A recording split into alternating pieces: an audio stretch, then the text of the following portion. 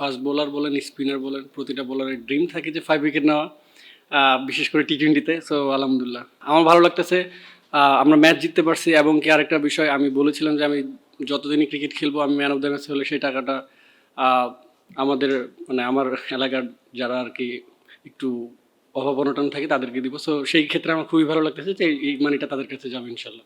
না, কোনো প্ল্যান ছিল না, আমি মাথায় হাত দিয়েছিলাম, নাইম আমাকে এসে বলছে দে দে ডান্স দে ডান্স দে, পরে ওটা ঝোঁকে হয়ে গেছে আর কি, সত্যিকার কথা।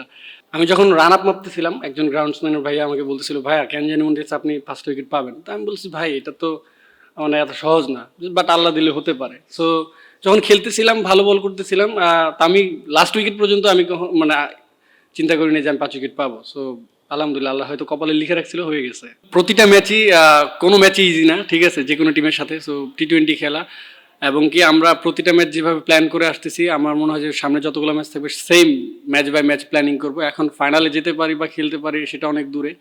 সো ওইটা নিয়ে আমাদের এখনো প্ল্যানিং নাই, আমাদের প্রথম রাউন্ড শেষ করতে হবে, পরবর্তীতে পরের ম্যাচে ওইভাবে চিন্তা করে।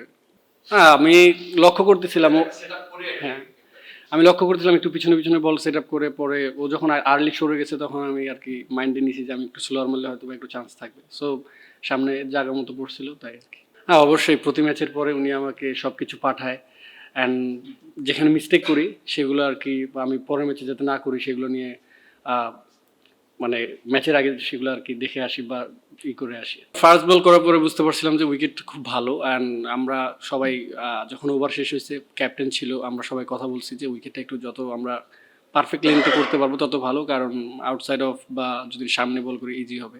সো তখন আমরা কুইকলি ট্রাই করছি যে বেস্ট দেওয়ার। এখন পর্যন্ত 18 উইকেট পাইছি, পরের ম্যাচগুলো নাও পেতে পারি। সো আমার মনে হয় খেলতে থাকি, যদি আসে তো আলহামদুলিল্লাহ, না আসলে ওয়ারিড হওয়ার কিছু নাই। আর নতুন বলে একটু সুইং হচ্ছিল, তারপরে নর্মাল ছিল।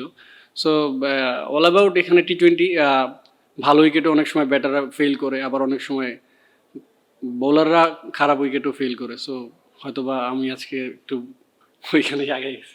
না না, পরিকল্পনা ছিল যে যখনই আমাকে বোলিংয়ে আনবে আমি রান চেক দিয়ে বল করবো। উইকেট তো এটা আর কি বলে কেউ কেউ নিতে পারে না, সেটা সেটা আসলে লাকের বিষয়। সো বাই দ্য ওয়ে হয়ে গেছে।